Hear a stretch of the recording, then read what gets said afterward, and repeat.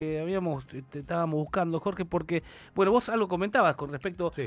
y lo explicaste muy bien, la situación de AISA, esta idea que tiene el gobierno nacional de ir fuertemente hacia la privatización de AISA, y vos contabas, bueno, ¿por qué no debería ocurrir eso? Vamos a preguntarle a María Eva Cousovitis, que es ingeniera civil especializada en hidráulica, para ver cuál es su mirada con respecto a este. ¿Qué tal, María Eva? Acá hay dos Jorge que te saludamos. ¿Cómo va? ¿Qué tal? Buenos días, Jorge. Jorge, buenos días a todos y a todas. ¿Cómo están? Muy bien. ¿Y vos y nuestro agua cómo andan? Y la verdad es que muy mal. Me parece que estamos frente a un escenario de mucha gravedad que todavía no llegamos a dimensionar. A mí me parece que es importante un poco tener el contexto, ¿no? Porque históricamente la evolución del saneamiento en la Argentina, la evolución del acceso al agua y a la cloaca en la Argentina, siempre ha dependido del devenir de los procesos políticos. Y yéndonos, ¿no?, un poco lejos, pero como para poder entender cómo hemos transitado estos últimos 140 años, cuando tuvieron lugar las epidemias de cólera y de fiebre amarilla, allá alrededor de 1870, justamente en ese momento es cuando se construyen los primeros sistemas de agua y saneamiento, y se construyen en tiempo récord, porque 10 años después, en 1880, ya la cuarta parte de la ciudad de Buenos Aires contaba con cobertura de agua y de saneamiento. Luego, la verdad es que durante 1880 y 1980 fue una empresa nacional, fue Obras Sanitarias, la que tuvo a su cargo la prestación del servicio de agua y saneamiento en las principales ciudades de nuestro territorio, y fue durante la presidencia de Perón, entre 1947 y 1951, que se desarrolló un programa importantísimo, ¿no?, en materias de obras de infraestructura, que posicionó a la Argentina como pionera en la región, como líder en la región en materia de cobertura. La verdad es que luego de eso llega la dictadura y con la dictadura llega el desfinanciamiento al sector de agua y saneamiento y llega el desguace. Se desguaza, ¿no?, esas obras sanitarias de la nación, y ese proceso lo terminan de consolidar las privatizaciones de la década del 90. La verdad es que la empresa AISA le da cobertura a la ciudad de Buenos Aires y le da cobertura a 26 municipios. Estamos hablando de una empresa que es una empresa que surge en el año 2006, porque de la década del 90 hasta el 2006 el servicio estaba privatizado. Esta empresa, ¿sí?, AISA, que surge en el año 2006, es una empresa cuyo capital le corresponde 90% al Estado Nacional y el 10% le corresponde a sus empleados.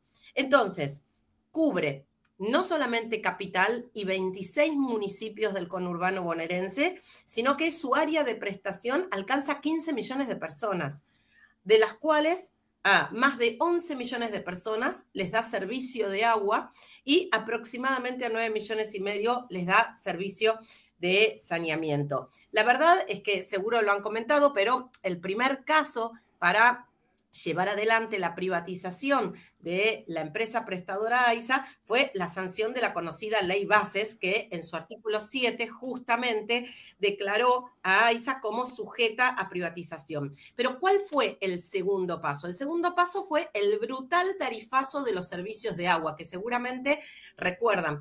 Durante el año pasado, esos tarifazos en el servicio de agua alcanzaron en algunos casos el 1.500%, es decir, se retiran los subsidios del Estado Nacional y la tarifa se vuelve una tarifa inasequible.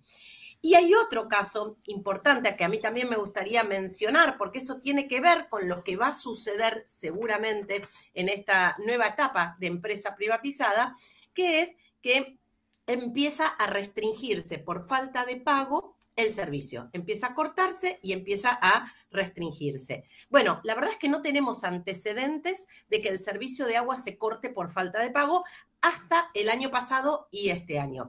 Hace poquitos días, el vocero presidencial, Adorni, justamente utilizando argumentos completamente mentirosos, anunciaba el inicio formal del proceso de privatización de AISA. Y dentro de esos argumentos totalmente falaces y totalmente mentirosos, una de las cuestiones que mencionaba era la importante carga financiera histórica que AISA le representaba al Tesoro Nacional, cuando durante el año pasado esta empresa fue una empresa que dio ganancias, ¿no? Entonces, ese argumento es un argumento que se cae si miramos lo que ha sucedido el año pasado.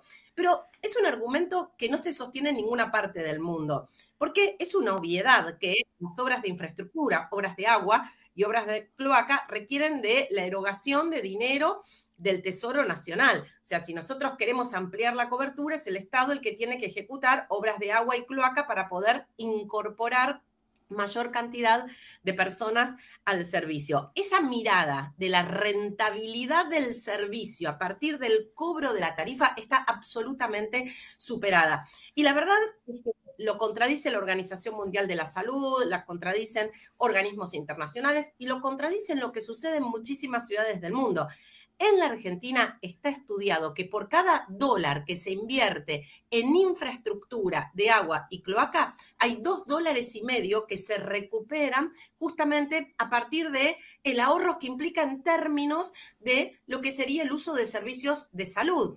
Recordemos que cuando no se accede al agua, no es posible, ¿sí? O se limita la reproducción de la vida, se multiplica la mortalidad infantil, se reduce la esperanza de vida, se sobrecarga a las mujeres con las tareas de cuidado. La verdad es que está estudiado que ahí donde el agua está restringida, las mujeres destinan el doble de tiempo por día a las tareas no remuneradas de cuidado, perdiendo todo tipo de oportunidades. Por supuesto que aumenta el ausentismo escolar, es decir, por cada dólar que se invierte en infraestructura de agua y saneamiento, solamente en servicios de salud se recuperan $2,5. Y por cada dólar que se invierte en cloaca, solamente en servicios de salud se recuperan más de $8. Por lo tanto, esta idea de que en realidad no es rentable en términos, ¿no?, de el repago de tarifas, la verdad es una mirada completamente desacertada. Y hay algo más grave todavía. Adorni planteó dentro de los argumentos que había un 16%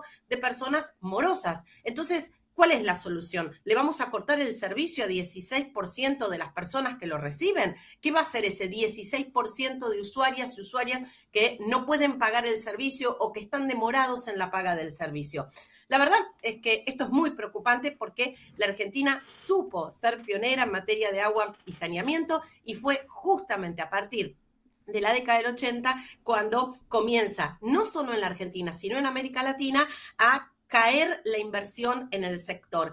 Antes de la privatización, en la Argentina y en la región, en promedio, se destinaba el 4% del PBI a obras de infraestructura de agua y saneamiento. Luego de la privatización, se desploma la cobertura en agua y saneamiento. Argentina, de ser pionera, pasa a estar dentro de los lugares más rezagados en la región en materia de cobertura y no logra recuperar, la verdad, esos niveles. Ahora, ¿en qué consiste la privatización, la venta de AISA? ¿No? Bueno, justamente ese 90% del paquete accionario que le pertenece al Estado Nacional es lo que va a venderse, es lo que va a pasar a manos privadas, a capitales privados. Y la verdad es que no conocemos la letra chica de ese nuevo contrato de concesión que va a tener esta empresa privada que finalmente se haga cargo de AISA. Pero los trascendidos, la verdad es que son muy preocupantes, porque los trascendidos nos indican que, en primer lugar, este nuevo contrato permitiría suspender el servicio por falta de pago. Y acá hay una mirada diametralmente opuesta. O sea, nosotros, y esto es algo que sucede en términos globales, entendemos el acceso al agua como un derecho humano. O sea, el acceso al agua lo entendemos desde una perspectiva del derecho. Por lo tanto, la falta de pago no puede implicar nunca el corte del servicio. Bueno, el contrato plantearía que sería posible cortar el servicio por falta de pago. Implicaría este nuevo contrato ajustes tarifarios trimestrales, haciendo inasequible la tarifa del servicio de agua y de saneamiento. Y por otro lado, además, y algo muy preocupante, la empresa no tendría la obligación de expandir el área de cobertura, es decir, de incorporar a quienes hoy no están accediendo al agua y al saneamiento. Por ejemplo, quienes viven en los barrios populares. Es un contrato de concesión con una mirada absolutamente mercantilista. La verdad es que nosotros deberíamos en este momento estar discutiendo desde una perspectiva de derechos cómo le garantizamos al conjunto de nuestra población el acceso al agua potable. Recordemos que en la Argentina hay 20 millones de personas que no acceden al saneamiento cloacal, 7 millones que no acceden al agua potable, y ese debería ser el desafío que deberíamos estar trazándonos. Y hay un último dato que para mí también es sumamente preocupante, que tiene que ver con el contexto en el que esta privatización se da. Y el contexto en el que esta privatización se da es el contexto de la disolución del ENOSA, el Ente Nacional de Obras Hídricas de Saneamiento, que fue disuelto hace unos meses atrás, y el desguace del Instituto Nacional del Agua. ¿Qué es el ENOSA? Para quienes no lo conocen, era un organismo nacional que tenía a su cargo las políticas de agua y saneamiento de nuestro país, un organismo donde trabajaban prestigiosos sanitaristas que se ocupaba de planificar, de ejecutar y de administrar obras de agua y de cloaca en todo el país. Ese organismo, además, era un organismo que financiaba obras, que hacía tareas de investigación, de desarrollo tecnológico. Ese organismo fue disuelto directamente hace unos meses. Y el Instituto Nacional del Agua está en un proceso de desarme y de desguace. Este instituto también es un organismo nacional que dentro de sus funciones se ocupa de temas de calidad de agua, se ocupa de la modelación hidráulica, se ocupa de desarrollar los proyectos más complejos hidráulicos, no solo a nivel nacional, es competitivo a nivel internacional, tiene importantes laboratorios hidráulicos, hidrológicos, de calidad de agua, y además se ocupa de los sistemas de alerta. La verdad es que nos olvidamos de lo que sucedió en Bahía Blanca, nos olvidamos de lo que viene repitiéndose en términos, ¿no?, de problemáticas vinculadas a desastres por inundaciones. El INA tiene a su cargo el sistema de alerta de la Cuenca del Plata, ni más ni menos. Bueno, María Eva, la verdad que yo, la verdad, no sé, a vos, Jorge, creo que te pasa lo mismo. Es una clase magistral. Sí, sí, es una clase de historia, presente y futuro del agua. No sé si querés tomar algo de agua para descansar, porque la verdad yo te escuché tan como si... Pienso que esto es como para un documental, ¿no? El documental de la historia del agua aquí en Buenos Aires, en el AMBA, ¿no? Como vos explicaste en la parte geográfica donde está AISA. Y quiero detenerme y subrayarlo, vos lo hiciste mucho, ¿no? Y me parece que por ahí vendrá la pelea hasta judicial que tiene que ver con el derecho humano del acceso al agua. Uno imagina que si esto avanza y si llega a ocurrir, bueno, tendremos una avalancha de situaciones jurídicas diciendo, escuchame, con esto no me puedes cortar el agua. ¿Pensás que va a ir por ese lado? Y lo otro que te quiero consultar es ¿qué pensás, o quiénes pensás que pueden venir por AISA? Mira, la verdad no sé quiénes puedan venir por AISA. Ahí no tengo ningún dato en relación a eso. Seguramente van a llegar cientos de demandas, ¿no? A mí me parece importante aclarar algo. Cuando el servicio se privatiza, allá en la década del 90, no solamente tenemos un servicio de baja calidad, no solamente tenemos tarifas inasequibles, no solamente tenemos, ¿sí?, una retracción en la expansión del servicio, sino que además, ¿sí?, la empresa privatizada, Aguas Argentinas, lo que hizo fue generarnos un enorme pasivo ambiental del que todavía nos tenemos que hacer cargo. Es decir, que todo esto ya lo vivimos, es como un déjà vu, ¿no? Es decir, volver a insistir con un modelo de servicio privatizado, la verdad es que simplemente mirando los resultados de la privatización de la década del 90, deberían orientarnos en sentido completamente distinto. A mí me parece que la situación en su contexto es completamente alarmante. Seguramente va a haber muchas demandas y juicios. De hecho, la justicia argentina, la Corte Suprema, tiene un fallo histórico contra la antigua empresa privatizada, contra Aguas Argentinas, justamente porque Aguas Argentinas, para hacer rentable su empresa, lo que hizo fue desafectar todas las perforaciones que había en el conurbano bonaerense de las cuales se extraía agua. Y entonces empezó a importar agua del Río de la Plata hacia el conurbano bonaerense sin retirar el agua, construyendo las cloacas. ¿Qué pasó? Subió el nivel de las napas. Claro. Todos los sótanos comenzaron a negarse. Eso no es lo más grave. Por supuesto que lo más grave fue que al ascender el nivel de las napas que estaban altísimamente contaminadas, la contaminación llegó al nivel del terreno. Y así es como, por ejemplo, en la cuenca baja del sistema Matanza-Riachuelo, nosotros tenemos una problemática dramática de niños contaminados con plomo y de napas altísimamente contaminadas que están al nivel del suelo. Entonces, la verdad es que cuando nosotros hablamos de privatizar un servicio desde la perspectiva, ¿no?, absolutamente mercantilista, lo que estamos haciendo es, por un lado, restringir el acceso al servicio, por otro lado, limitar la posibilidad de expansión del servicio para garantizar el acceso pleno a quienes hoy no acceden, que son unos cuantos millones de compatriotas. Y en tercer lugar, estas empresas solamente vienen a buscar rentabilidad, por lo tanto, poco les preocupa dejarnos enormes pasivos como lo hizo la anterior empresa privatizada. Excelente, sí, yo iba a apuntar un poco para ahí, pero la aclaración ha sido muy buena, porque me acuerdo que Néstor Kirchner tomó la decisión de levantar la concesión. Incluso, ingeniera, recuérdeme, había una planta potabilizadora, algún trabajo extraordinario que venía haciendo el Estado en Berazategui y en toda esa zona, quedó todo anulado, después se inundó todo, es así, ¿no? Sí, totalmente. Lo que ha pasado desde la sanción de la ley Bases, desde la asunción de este gobierno hasta ahora, es que AISA ha paralizado prácticamente la totalidad de las obras. La única obra que se ha terminado de ejecutar es el sistema Riachuelo, el sistema colector margen izquierda, ¿no?, que es una mega obra de ingeniería que va a permitir darle saneamiento a millones de personas. Esa obra que estaba finalizada prácticamente al 100% es la única que se terminó de ejecutar. Pero la verdad es que tenemos muchos ejemplos de obras que estaban prácticamente finalizadas que fueron paralizadas. Un ejemplo muy emblemático, porque me toca de cerca, porque yo trabajo acá en los barrios populares de la ciudad de Buenos Aires, han sido las obras de AISA en la Villa 21-24, en donde viven aproximadamente 70.000 personas sin acceso al agua, sin acceso al saneamiento. Estamos hablando de un barrio que tiene casi 100 años de historia, que está a la vera del Riachuelo.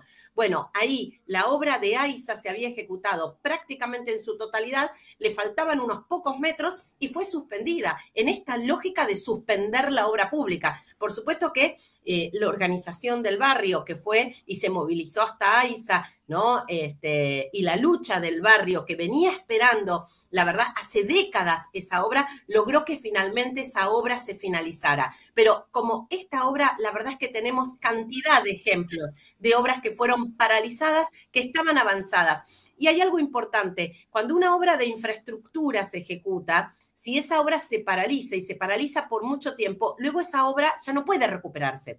Entonces, la verdad es que acá también, digo, estamos en la comisión de un delito. ¿Por qué? Porque este gobierno tomó la decisión unilateral de suspender la obra pública sin analizar aquellas obras que estaban en estado de ejecución, que lo que tenían era que terminarse y ponerse operativas, porque el día de mañana, cuando vayamos a buscar esas obras, capaz avanzadas al 80%, al 90%, hechas con el esfuerzo del conjunto, ¿no?, de quienes habitamos el territorio de nuestro país, nos vamos a encontrar con obras que ya no pueden operativizarse. Como ingeniera, ¿por qué? A ver, desasnen...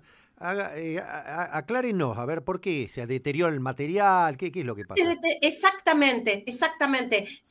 Cuando una obra de infraestructura de estas características se ejecuta y no se pone operativa, empieza a deteriorarse el material.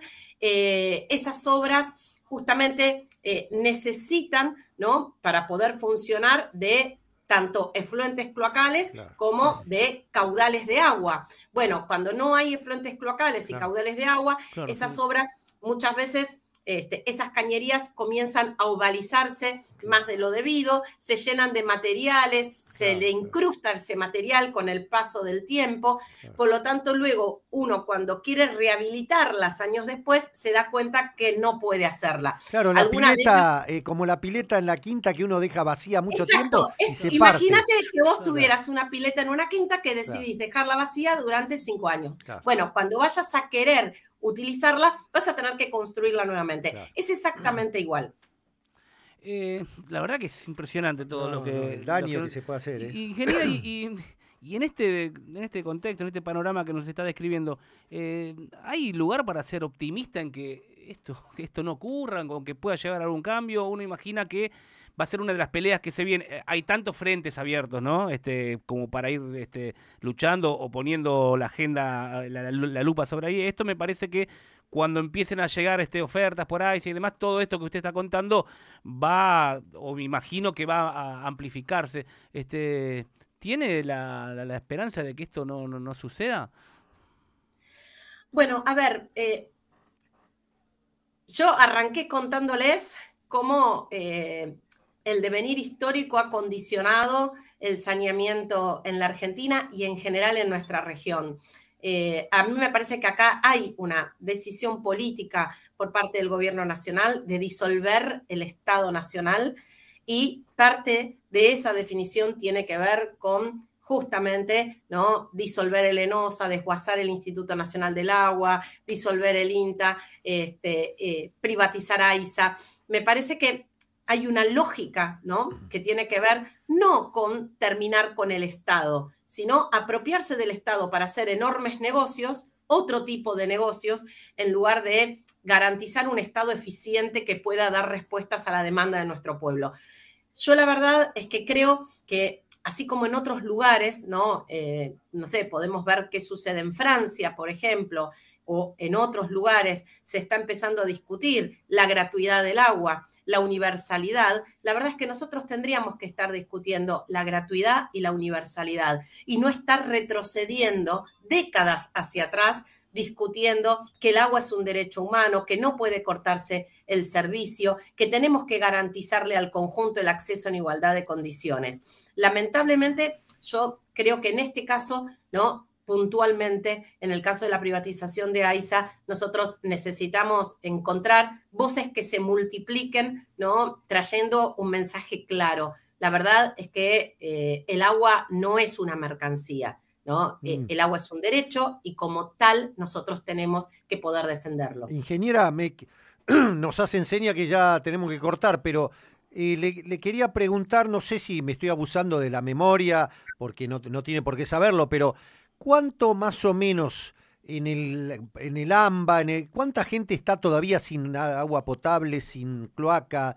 ¿Cómo es el fenómeno este? ¿Está bien cubierto? ¿Queda mucho por hacer? Digo, porque si viene en lo privado de nuevo, otra vez retrocedemos, así que por eso pregunto. Mira, a nivel nacional, 7 millones de personas no acceden al agua, 7 millones de los 40, y 20 millones no acceden al saneamiento cloacal, casi la mitad de quienes habitamos el territorio de la Argentina no accedemos al saneamiento cloacal y 7 millones no accedemos al agua.